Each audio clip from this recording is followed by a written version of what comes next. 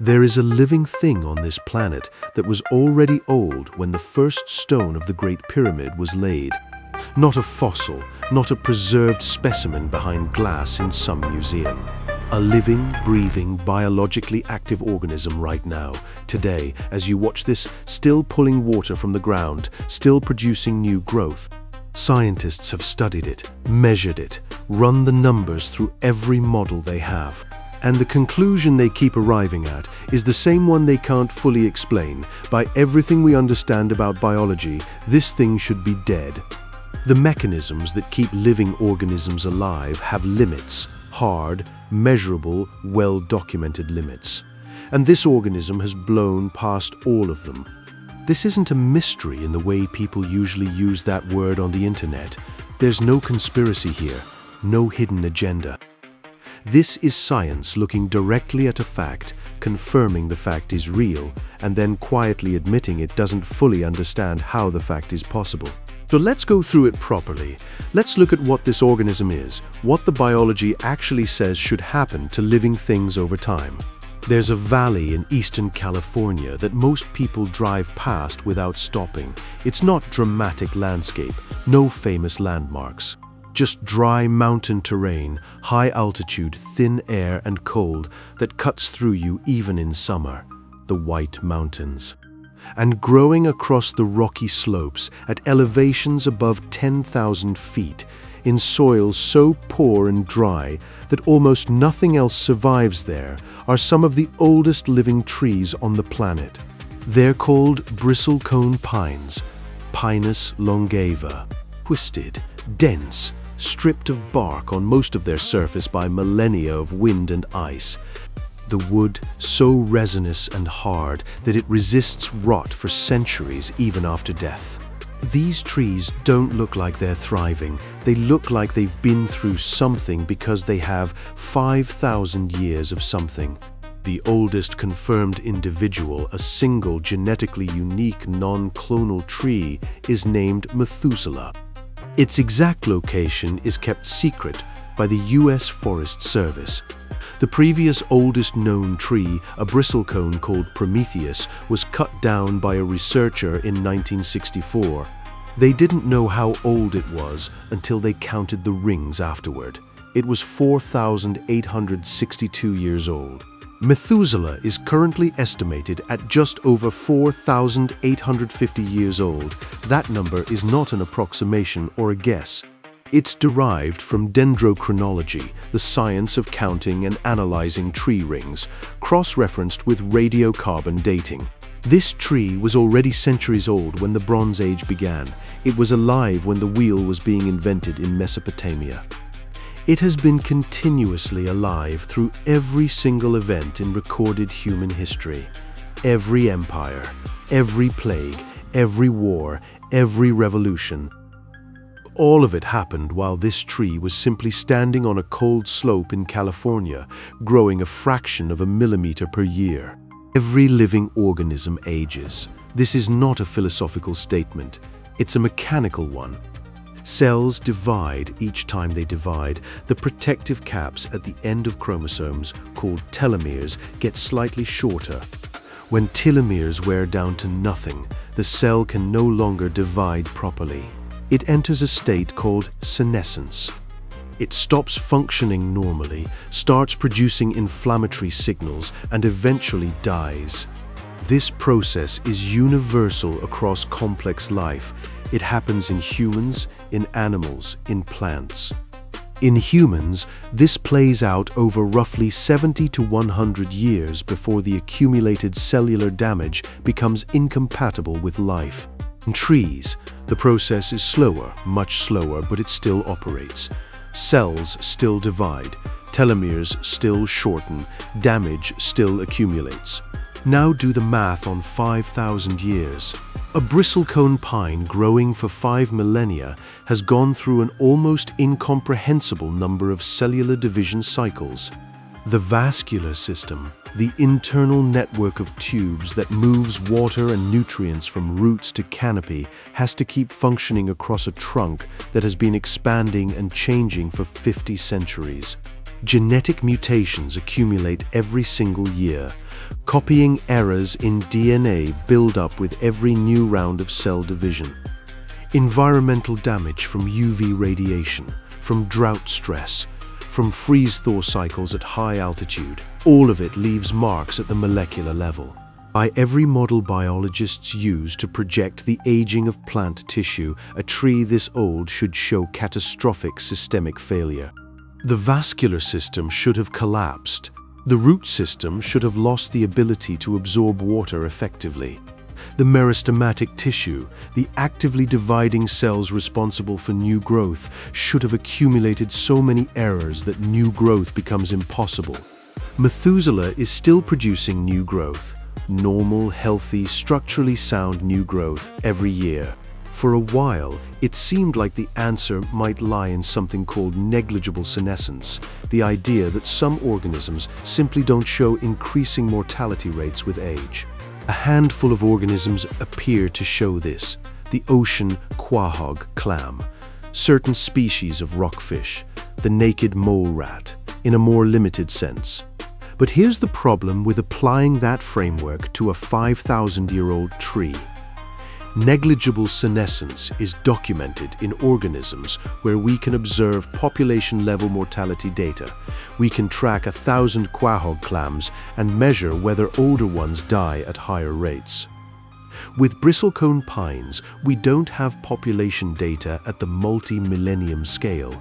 We have individual trees. We have Methuselah. Saying that a tree which has survived doesn't show increasing mortality risk is a bit like saying someone who won the lottery isn't subject to probability.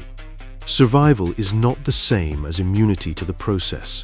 A study published in the journal PNAS looked at gene expression in bristlecone pines of different ages. They compared young trees, middle-aged trees by bristlecone standards, and ancient specimens. Gene expression patterns did change with age. Genes associated with stress response were more active in older trees. Genes associated with DNA repair showed altered patterns. The molecular signature of aging was present. It was just dramatically, almost impossibly slower, but not absent. Which raises a harder question: what is this tree doing at the molecular level that we haven't fully decoded yet? If you're finding this as strange as I am, drop a comment below, and if you're not subscribed yet, this is the kind of content we do here. Now, there is one explanation that comes up every time this topic gets discussed. It sounds convincing on the surface, so let's deal with it properly. The explanation is clonal reproduction. Many tree species can reproduce not just through seeds, but through vegetative cloning, sending up new stems from existing root systems. The result is a grove of trees that are, genetically, a single organism. They share a root system, they share DNA.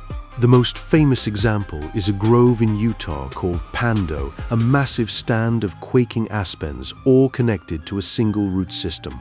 That root system is estimated to be somewhere between 80,000 and 1 million years old. By some measures, Pando is the heaviest and oldest known organism on Earth. But Pando's individual stems, the trunks you would see walking through the grove, live, die, and get replaced. The root system persists, but the above-ground tissue turns over. The cells in any given trunk are not thousands of years old. Methuselah is not a clonal system. It is a single, genetically unique individual. The trunk contains tissue that has been continuously alive and functioning for nearly 5,000 years. That is one organism. 50 centuries. So the clonal explanation doesn't dissolve the mystery, it sidesteps it. One line of research focuses on the structure of the tree itself. As bristlecone pines age, they develop what researchers call strip bark growth. Living tissue survives only on certain sections of the trunk, sometimes just a narrow strip from roots to a single living branch. This means the metabolic demand on the living tissue is dramatically reduced. The tree is running on minimal power, just enough to keep essential systems operational. The dead wood surrounding the living tissue acts as armor. It's extraordinarily dense and resin-saturated, resistant to fungal infection, insect damage, and physical erosion. The tree essentially builds its own protective shell out of its own dead material. But this doesn't fully explain the cellular longevity. Reduced metabolic load might slow the aging process. It doesn't explain how actively dividing cells maintain such fidelity after tens of thousands of division cycles. Another hypothesis involves the extreme environment. The White Mountains at 10,000 feet are brutal. Temperatures swing violently. Precipitation is minimal. UV radiation at altitude is intense. Bristlecone pines at high altitude grow extraordinarily slowly. A tree 2 feet in diameter could represent 1,000 years of growth. Some researchers have proposed that this stress, paradoxically, may contribute to longevity. The harshness of the environment may select for extreme cellular repair mechanisms. Bristlecone pines growing at lower altitudes in less extreme conditions don't reach the same extreme ages. But plausible and proven are very different things in science, and this mechanism hasn't been demonstrated at the molecular level with enough specificity to count as an explanation. There's also ongoing research into the specific chemistry of bristlecone pine resin and wood. The levels of certain antioxidants in this species are unusual. Oxidative stress, damage from reactive oxygen molecules, is one of the primary drivers of cellular aging in plants and animals alike. If the tree is managing oxidative stress at an unusually high level of efficiency, that could be a contributing factor. Studies are ongoing, results are partial. If you want to stay updated on topics like this, where science is still working in real time, hit subscribe. We have an organism that is unambiguously, measurably, documentably 5,000 years old. We have confirmed it's a single genetic individual, not a clone.